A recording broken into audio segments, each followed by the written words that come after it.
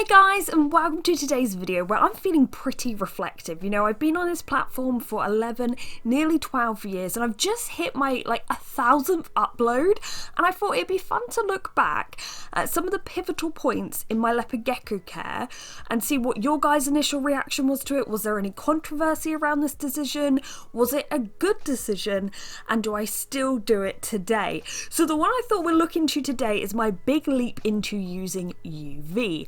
Now, if you didn't know, for the first 3 or 4 years of doing this channel and the first 9 or 10 years of owning leopard geckos, I was really against UV. I did a few videos where I explained why this was a bad thing. I think my first supplementing video, I literally say at the end of it, do not use UVB.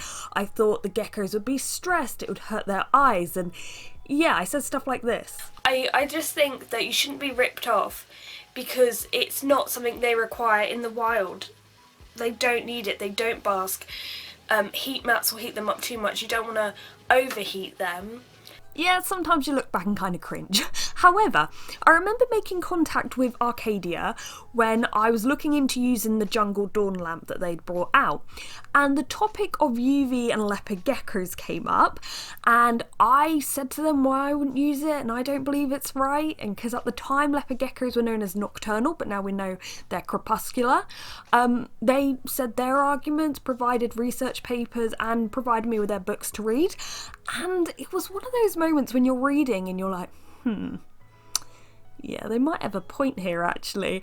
And there was this, I wish I knew the quote, but there was something in one of the books about if you fall asleep in the sun, that doesn't mean you're not affected by UV, right? So if you fall asleep on a sun lounger, you're still going to get burnt. So even when some reptiles might sleep during the day, doesn't mean they're not benefiting from UV. And I don't know why that suddenly clicked in my head, yeah, just because animals tend to be active at night doesn't mean they don't benefit from UV. So, the original Shade Dweller mini kit was launching and I thought, right, let's go for it. Let's try it with one of my geckos, so I gave it to Gizmo.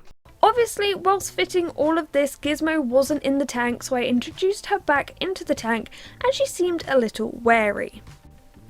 Now, I usually see this behaviour when I've cleaned out a tank. I think she could tell there was something different. Now, looking back, I think some people were a bit confused, concerned by this change in attitude, but I think I explained things quite well in the original video. There wasn't too much backlash, if I remember rightly, and I even actually found this comment where someone complimented me for making this change, which was really nice. Now, this video was originally uploaded in May 2016, so about 8 years ago now, and by September 2016 it looks like I made another video just a follow up to see how Gizmo got on with it, as well as explaining the benefits of UVB and UVA, and by that time I'd also bought UV kits for the rest of my leopard geckos. Now, by January 2017, it looks like I did a video about albinos using UVB because that's always a concern. Now, I have to say, out of all the geckos, Maui and Diego, I have seen both of them actively bathe under the UV lamps. I think the key is, and this is whether you have a normal type or an albino reptile, it's good to provide lots of places to hide so they can either completely avoid the lamp, but also provide areas for them to cryptic bask, and also areas to full body bask. So if you have a UV lamp and you just have one bit of slate underneath it, so the gecko has to pretty much just expose its whole body to the UV lamp, that's the only option it gets, you might find that your leopard gecko will only do that once in a blue moon. So, or hide most of the time, come out almost fully charged of all the vitamin D it needs, and then you won't see it under there again.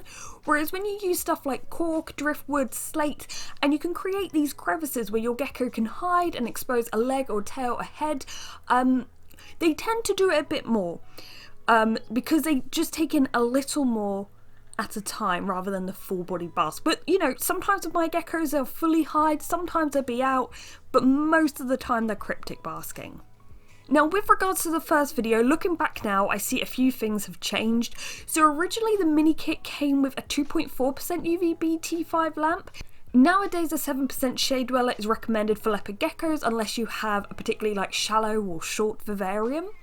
The other weird thing that I completely forgot I did until I rewatched this is initially I put the lamp to come on for half an hour in the morning, and half an hour in the evening. Then over that first month of installing it, it would gradually go to 2 hours in the morning, 2 hours in the evening. Now this is what was recommended to me at the time because that's when leopard gecko is most active.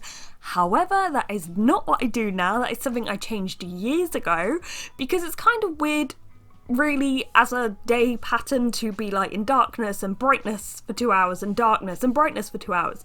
So actually what most people do now is put it on for 10 to 12 hours a day. And of course now I use Luminize, so we actually get to create those sunrises and sunsets. So it's really cool to see how much technology has changed over the past 8 years. So were there any cons with using UV? Well, of course there's price because you have to buy the kit and then the lamp has to be replaced every 12 months. So it is an ongoing cost. It's not too expensive, but of course if you have multiple reptiles that can quickly add up. Another thing I would say that I observe, and I know a lot of people observe when they go from using no lamps to UV, is originally their gecko will probably be led out during the day a lot, so they can just look in the tank. Oh, there it is, asleep, nice. Once you add in the UV, your leopard gecko has to be quite mindful of how it's exposing itself, where it's going to lay in the tank, because it's far more wild-like. It's how they would act in the wild when the sun comes out. So although it can suck a little bit for us because we're like, oh, I can't see the gecko. Like sometimes I look around the reptile room during the day and like maybe you'll see like a gecko nose or a gecko tail. You don't always see a gecko laying out. So some people that's a bit disappointing, but in the whole time I've owned leopard geckos, I've pretty much left them to it during the day because leopard geckos don't really do anything during the day other than sleep. So I mainly interact with them at night, and I know using a UV is far more beneficial to them than me just having a glance over to the tank and happening to see them. You know, the benefits outweigh the negatives so much.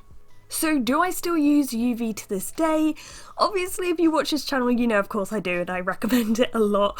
Although technically if you are providing your gecko with synthetic D3 you can get away with not using a UV lamp, but a UV lamp alongside natural supplements, which I'll link the ones I use in the description below, but that takes away so much guesswork. And on top of that, UV lamps can be very beneficial, and I explained UVB and UVA and what it does in my previous video. Whereas leopard geckos, like all reptiles, can see UVA. It's thought that a lack of UVA can cut down a reptile's perception of colours and brightness. So in theory, providing UVA could really unlock a whole new array of colours to your gecko. Check out this footage of Gizmo, my leopard gecko, on the first day that she used this light. When it came on, she'd almost search around her tank looking for something, but she wasn't quite sure what. She just knew something was different. This happened for the first few days. She'd wake up, walk around, and then go back to sleep again. Obviously, the light's completely brand new to her, but I do wonder if she was finally seeing her surroundings in more colours than we can even imagine. I feel like 8 years later, the debate on whether or not UV is good or bad is kind of over. Like, I remember sometimes if you saw someone using UV, it was like, that is bad. But I think the tide might turn that if someone isn't using UV now, people might be like, why aren't you? But at one point in time, it was so hotly debated. Like, people got threats for merely suggesting these lamps could be beneficial to leopard geckos. So, you know, the reptile hobby can be quite hostile sometimes. However, nowadays, I know like most decent shops near me won't sell you a leopard gecko unless you have a UV lamp, which honestly is kind of cool to see. So let me know what you think. Were you watching back then? Were you confused by the change? Or maybe you've always used UV and you think it's odd if someone doesn't? Or are you still not fully on board with it? Let me know in the comments below. Be sure to subscribe if you haven't already, but thanks for watching guys, and goodbye.